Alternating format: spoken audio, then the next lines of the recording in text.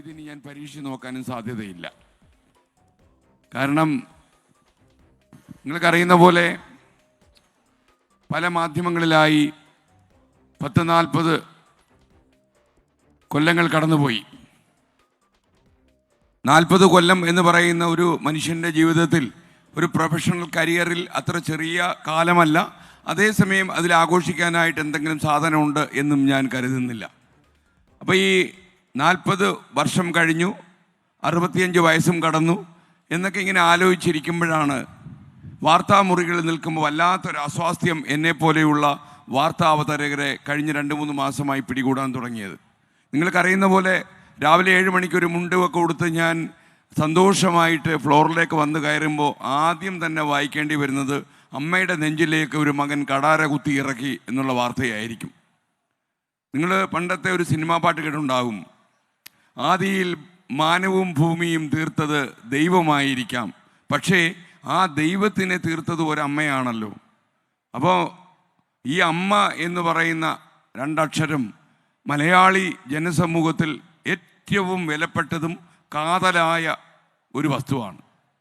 അമ്മയുടെ നേരെ പോറും എന്തുകൊണ്ട് നമ്മുടെ ചെറുപ്പക്കാർ കടാരിയെടുക്കുന്നു എന്നുള്ളത് ഞങ്ങളെപ്പോലെയുള്ളവരെ അസ്വസ്ഥപ്പെടുത്തുന്നു. എല്ലാ ദിവസവും രാവിലെ ഞാൻ 14 കൊലപാതകങ്ങൾ വരെ 3 മണിക്കൂറിനിടയിൽ വായിച്ചിട്ടുണ്ട്.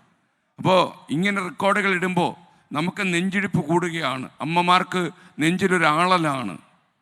കുട്ടികൾ നേരെ മുന്നിൽ നിൽക്കുന്ന പിതാവിനെയും മകനെയും തിരിച്ചറിയാതെ പോകുന്ന ഒരവസ്ഥ എന്തുകൊണ്ടതുണ്ടാകുന്നു എന്നുള്ളത് ഞങ്ങളെപ്പോലെയുള്ള ആൾക്കാർ ആലോചിക്കാൻ തുടങ്ങി. നമ്മുടെ സ്റ്റുഡിയോയ്ക്കുള്ളിലെ AC മുറികളിൽ നിന്ന് പുറത്തേക്കിറങ്ങി ജനങ്ങളെ നേരിട്ട് കണ്ട് എന്താണ് നമ്മുടെ നാട്ടിൽ സംഭവിക്കുന്നതെന്നറിയാൻ ഉണ്ടായ ഒരു ത്വരയാണ് ഈ യാത്രയ്ക്ക് അടിസ്ഥാനം എന്ന് ഞാൻ നിങ്ങളോട് പറയുകയാണ്.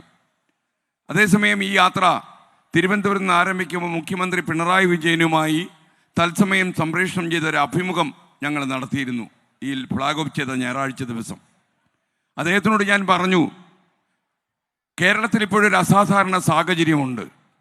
ഭീതിയോടെയാണ് അപ്പുറത്തെ മുറിയിൽ കിടക്കുന്ന മകനെ ഓർത്ത് ഇപ്പുറത്തെ മുറിയിൽ അമ്മ കിടന്നുറങ്ങുന്നത്. പുറത്തുപോയ മകൻ പാതിരാ കഴിഞ്ഞ് തിരിച്ചു കയറുമ്പോൾ അവൻ്റെ കയ്യിൽ കൊലക്കത്തി ഉണ്ടാകുമെന്ന ഭീതിയോടെ തിരിച്ചറിയുന്ന പിതാവ് വീട്ടിലുണ്ട്. അമ്മയുടെയും മകൻ്റെയും നെഞ്ചിടിപ്പ് കൂട്ടുന്ന ഒരു കാലത്തിലൂടെ നാം കടന്നു പോകുന്നു. ഇതൊരു ആസുര കാലമാണ്. അപ്പം മുഖ്യമന്ത്രി പറഞ്ഞു, നമ്മളൊരു നിശ്ചിതമായ നിലപാടെടുത്തിട്ടുണ്ട്. ഇത്തരം ലഹരിയുടെ പിൻബലത്തിൽ അക്രമം പെരുകാൻ നമ്മൾ അനുവദിക്കില്ല. അദ്ദേഹത്തിൻ്റെ വാക്കുകൾ നമ്മൾ വിശ്വസിക്കുന്നു. അതേസമയം നഗ്നമായൊരു യാഥാർത്ഥ്യം നമ്മുടെ മുന്നിലുണ്ട്. കഴിഞ്ഞ കുറച്ചധികം കാലമായി നമ്മൾ നാട്ടിൽ ഈ കഥകൾ കേൾക്കാൻ തുടങ്ങിയിട്ട് കുറച്ചധികം താമസിച്ചു പോയി എന്നുള്ളതാണ് നേര്. പക്ഷെ അതേസമയം കക്ഷി രാഷ്ട്രീയത്തിൻ്റെ പേരിലോ അല്ലെങ്കിൽ മറ്റെന്തെങ്കിലും പരിഗണനയുടെ പേരിലോ നമുക്ക് ആഭ്യന്തര വകുപ്പുമായിട്ടൊരു വാക്കുതർക്കത്തിൽ ഏർപ്പെടാൻ പറ്റിയ സമയമല്ലിത്. നമുക്കറിയാം, ചരിത്രം 2ആയി വെട്ടിപ്പിളർന്നത് കോവിഡ് എന്ന് പറയുന്ന സാഹചര്യമാണ്. കോവിഡ് കാലത്ത് അസാധാരണമായ ഒരു സാഹചര്യം നമ്മുടെ നാട്ടിൽ വന്നു. ആളുകളെല്ലാം ഒരു ദീപസമൂഹം എന്നതെല്ലാം മാറി ഒരു ഐക്യബോധം വളർത്തുകയും ഓരോ മുറിക്കുള്ളിൽ നമ്മൾ വാതിലുകളും ജനാലകളും കൊട്ടിയടച്ചിരിക്കുകയും ചെയ്തു 20 മാസക്കാലം. നമുക്കൊരുപാട് പാഠങ്ങൾ നമ്മളെ പഠിപ്പിച്ച ഒരു മഹാവ്യാധിയായിരുന്നു കോവിഡ്. അതേപോലെ 2018 വന്ന പ്രളയം, അതും നമ്മളെ ഒരുപാട് പാഠങ്ങൾ പഠിപ്പിച്ചു. നമ്മൾ പഠിച്ച പാഠം എന്തായിരുന്നു?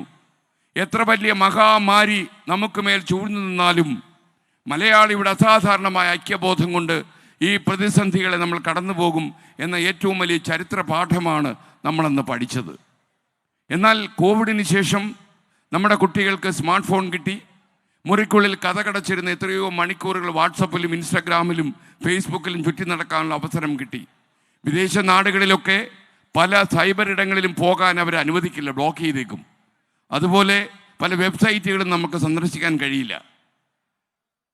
അശ്ലീലം നിറഞ്ഞ ഏരിയകളിലൊന്നും കുട്ടികൾ കടന്നു പോകാതിരിക്കാൻ എല്ലാം ബ്ലോക്ക് ചെയ്തിട്ട് മിനിമം സൗകര്യങ്ങൾ വെച്ച് അവർ മൊബൈൽ ഫോൺ കുട്ടികൾക്ക് കൊടുത്തപ്പോൾ എല്ലാം തുറന്നു വെച്ച് ആകാശം വഴിയും മറ്റുള്ള ഫൈബർ വഴിയുമൊക്കെ തന്നെ മുഴുവൻ മാലിന്യങ്ങളും ഒരു വ്യക്തിയുടെ, ഒരു ചെറുപ്പക്കാരൻ്റെ മനസ്സിലേക്ക് തൂകിയിടത്തക്ക രീതിയിൽ എല്ലാം നമ്മൾ തുറന്നു. അക്രമത്തിനും ലഹരിക്കുമെതിരെ 24 ടീം നടത്തുന്ന ചീഫ് എഡിറ്റർ ആർ ശ്രീകണ്ഠൻ നായരുടെ നേതൃത്വത്തിൽ നടത്തുന്ന ആ പര്യടനം അത് ഇന്ന് കോട്ടയത്ത് സമാപിക്കുകയാണ് പാലയിൽ. പിന്നെ അദ്ദേഹം അവിടെ സംസാരിക്കുകയായിരുന്നു. അക്രമത്തിനും ലഹരിക്കുമെതിരെ തന്നെയാണ് സംസാരം. ആ യാത്രയിൽ ഇങ്ങനെ എല്ലാവരും കൂടെ തന്നെയുണ്ട്. ആ പിന്തുണ, ആ സ്നേഹം ഒക്കെ തന്നെ നമുക്ക് ആ കൂടി നിൽക്കുന്ന ജനങ്ങൾക്കിടയിൽ അവരുടെ ആ ഒരു തിരക്ക് കാണുമ്പോൾ തന്നെ നമുക്കത് മനസ്സിലാകുന്നുണ്ട്. കാരണം ഈ ഒരു ലക്ഷ്യം അത് എല്ലാവരുടെയും ലക്ഷ്യമാണ് എന്നുള്ളതാണ്. അത്രയും പ്രശ്നങ്ങളിൽ കൂടെയാണ് നമ്മൾ ഈ കാലത്ത് കടന്നു പോകുന്നത്.